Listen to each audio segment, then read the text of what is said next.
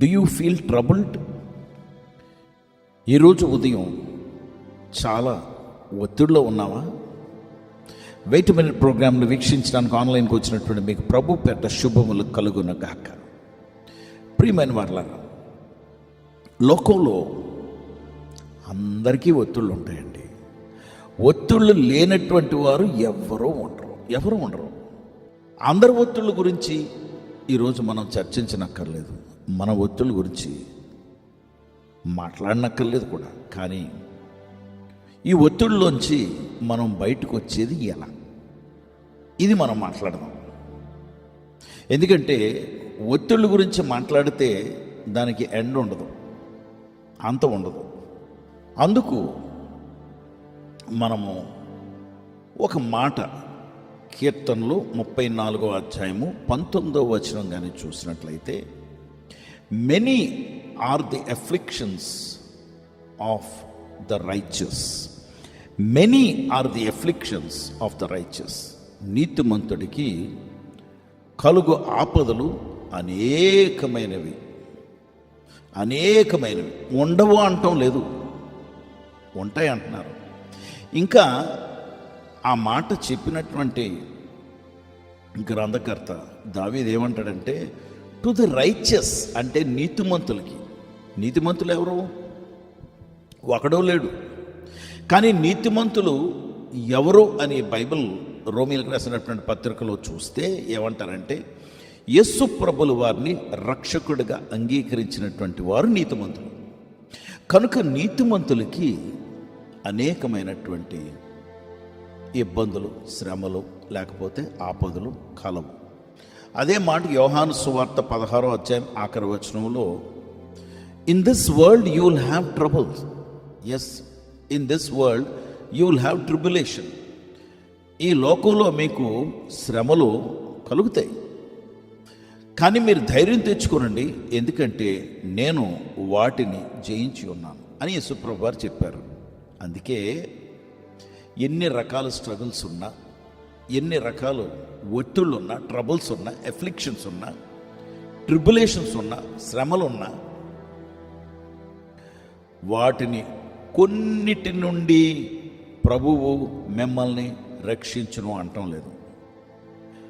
Bible కీర్తన 34వ అధ్యాయం 19వ వచనంలో ఏమంటున్నాడంటే గ్రంథకర్త, కీర్తనాకారుడు దావీదు, అన్నిటి నుండి ఆయన మిమ్మల్ని తప్పించును. హల్లెలూయా. ఈ నిరీక్షణ అందరికీ కాదు, నీతిమంతులకు మాత్రమే. హల్లెలూయా. ఎందుకు నీతిమంతులకు మాత్రమే అంటే, యేసు ప్రభువారు తన బిడ్డలు క్యార్ బాబోయ్ బరువు మొయ్యలేకపోతున్నాను బాబోయ్ అని ఏడిస్తే అప్పుడు ఆహా నేను ఉన్నాను అని చెప్పడానికి కాదండి.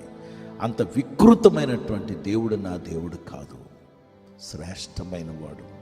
తన బిడ్డల స్ట్రగుల్ అవుతుంటే చూడలేక, ఉండలేక, కంగారు పడిపోయి నీ ప్రతి ఒత్తిడి నుండి, నీ ప్రతి శ్రమ నుండి ఆయన నిన్ను తప్పిస్తాడు.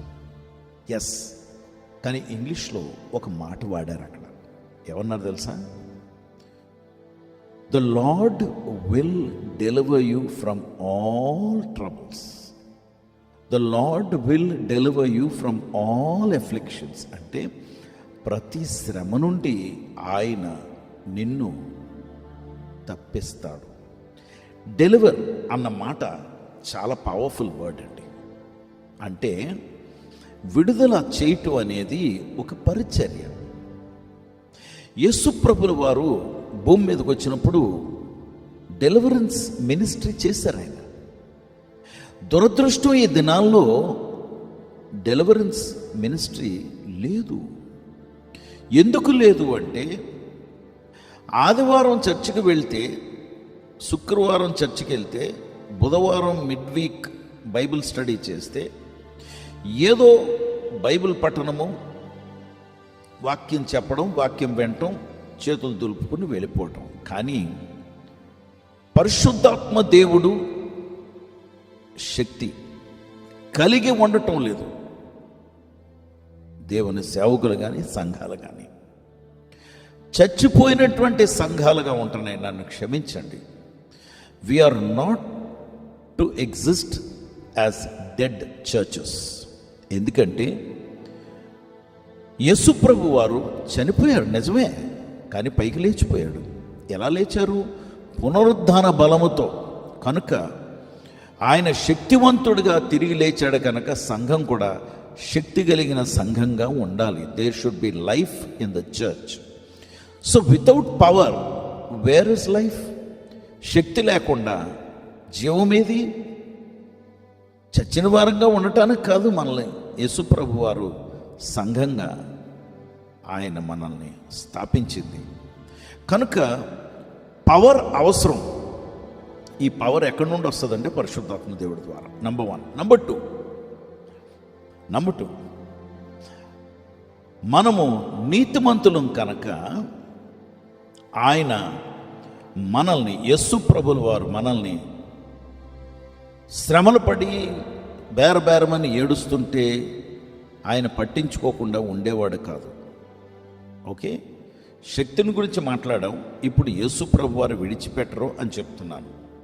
మనం కానీ ప్రకటన గ్రంథం 12వ అధ్యాయం 11వ వచనం కానీ చూసినట్లయితే అక్కడ ఏముంటుందంటే, నేరాల మోపు అపవాదిని జయించు నిమిత్తం గొర్రె పిల్ల రక్తమును బట్టి తామిచ్చిన సాక్ష్యమును బట్టి. అంటే వాడిని జయించటానికి మనకి అవసరమైంది యేసు ప్రభు వారు రక్తం, ద బ్లడ్ ఆఫ్ జీసస్. రెండవది మనం ఇచ్చే సాక్ష్యము, మనం చెప్పే సాక్ష్యము. కనుక సాక్ష్యంగా పలికేది ఆయన మాట, జీవోప మాట, హిస్ వర్డ్. రెండవది మనకు అవసరమయ్యేది ఆయన రక్తం. ఆయన రక్తాన్ని మనం పైకెత్తగానే అపవాదికి భయం. అందుకే వాడు ఎందుకు వచ్చిందిరా బాబు వీళ్ళతో గొడవ అని విడిచిపెట్టి పారిపోతాడు. అది డెలివరెన్స్. అంటే అపవాది ఉరి నుండి తప్పించుకొనుట డెలివరెన్స్ అన్నమాట, విడుదల. ఎవరి దగ్గర నుండి విడుదల? అపవాది చేతుల నుండి. అందుకే 2 మాటలు చెప్తాను చూడండి. లూకా సువార్త 10వ అధ్యాయం 19వ వచనంలో, పాములను తేళ్లను త్రొక్కుటకును శత్రుబలం అంతటి మీద మీకే అధికారం అనుగ్రహించి ఉన్నాను, ఏదియు ఎంత మాత్రము మీకు హాని చేయదు. శత్రుబలం అంతటి మీద, శత్రుబలం అంతటి మీద, కొంతటి మీద కాదు, అంతటి మీద. కాబట్టి మీకు ఏమీ హాని చేయదు. 2వ మాట మార్కు సువార్త 16వ అధ్యాయం 17వ వచనంలో, నమ్మిన వారు బట్టి సూచక్రియలు జరుగునది. ఒక మాటే కోట్ చేస్తాను అక్కడ. నమ్మిన వారు బట్టి సూచక్రియలు జరుగునది. ఏమనగా, నా నామమున దెయ్యములను వేళ్లగొట్టుదురు. ఎవరి నామము? శ్యామసుందర్ గారి నామమా? అప్పలస్వామి గారి నామమా? లేకపోతే డేవిడ్ గారి నామమా? లేకపోతే జోషువా గారి నామమా? లేకపోతే ఐజియా గారి నామమా? దేవదానం గారి నామం? కాదండి, యేసు ప్రభు వారి నామము. యేసు ప్రభు వారి నామము హెచ్చింపబడిన నామం కనుక ఖచ్చితంగా ఆ పేరు పైకెత్తగానే వాడు విడిచిపెట్టి పారిపోవాల్సిందే. అందుకే 3 విషయాలు చెప్పాను. Number 1, the power of God, పరిశుద్ధాత్మ దేవుని శక్తి. Number 2, the blood of Jesus. Number 3, the very name of Jesus, యేసుక్రీస్తు వారి నామము, యేసుక్రీస్తు వారి రక్తము, పరిశుద్ధాత్మ దేవుని శక్తి. ఈ 3 కూడా మీ మీద చిలకరింపబడి ఆ శక్తిని మీరు పొందుకుని, ఆ నామాన్ని మీరు ధరించుకుని మీరు విడుదల పొందుదురు గాక.